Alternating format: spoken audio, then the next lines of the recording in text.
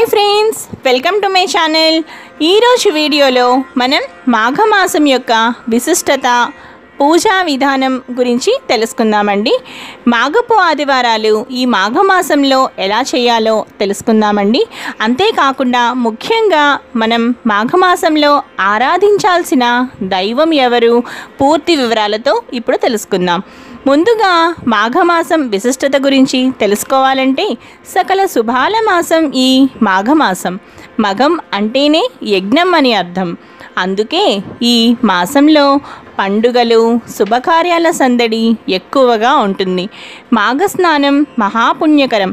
పచ్చని పందిళ్ళు, పూల తోరణాలు, భాజా భజింత్రీలే కాదు, చన్నీళ్ల స్నానాలు, శివరాత్రి జాగారాలు, ప్రత్యక్ష భగవానుడి పూజలు అన్నీ ఉంటాయి ఈ మాఘమాసంలో. ఇక మాఘమాసంలో ఆరాధించాల్సిన దైవం ఎవరు అంటే శ్రీ సూర్యనారాయణమూర్తి స్వామి. సూర్యనారాయణమూర్తి స్వామి ఆరోగ్య ప్రదాత అని అందరికీ తెలిసినదే. అయితే శ్రీ సూర్యనారాయణమూర్తి స్వామి అనుగ్రహం కొరకు మాఘపు ఆదివారాలు ఎలా చేయాలి అసలు మనం ఇప్పుడు తెలుసుకుందాం. మాఘమాసంలో వచ్చే ఆదివారాల రోజున తరిగిన పదార్థాలు తినకుండా చక్కగా ఆ రోజంతా ఉపవాసం చేసి శాస్త్రోత్తరంగా పాలు పొంగించి వండిన బెల్లం పరమాణాన్ని మాత్రమే తీసుకుని ఉపవాసం చేయాలి.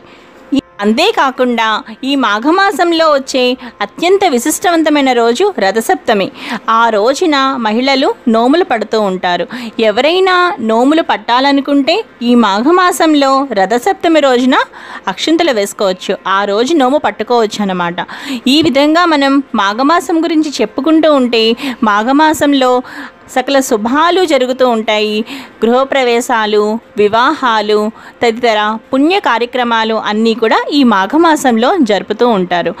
ఈ మాసంలో నిత్యం సూర్యాష్టకం, ఆదిత్య హృదయం పఠించడం వలన శరీర బాధలు, కష్ట నష్టాలు తొలగి ఆయు ఆరోగ్యాలు కలిగి చక్కని తేజస్సుతో పాటు ఆ సూర్యభగవానుని అనుగ్రహంతో అనుకున్న పనులు అన్నీ సకాలంలో నెరవేరుతాయి.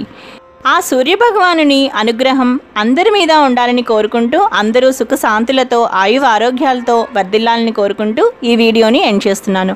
ఇలాంటి మరిన్ని పూజా విధానాలు, మరిన్ని వీడియోస్ కోసం తప్పకుండా లావణ్యాస్ లైఫ్ స్టైల్ ఛానల్ని తప్పకుండా సబ్స్క్రైబ్ చేసుకోండి. అలాగే చూస్తూనే ఉండండి లావణ్యాస్ లైఫ్ స్టైల్. మరో మంచి వీడియోతో మీ ముందు ఉంటాను. Thanks for watching.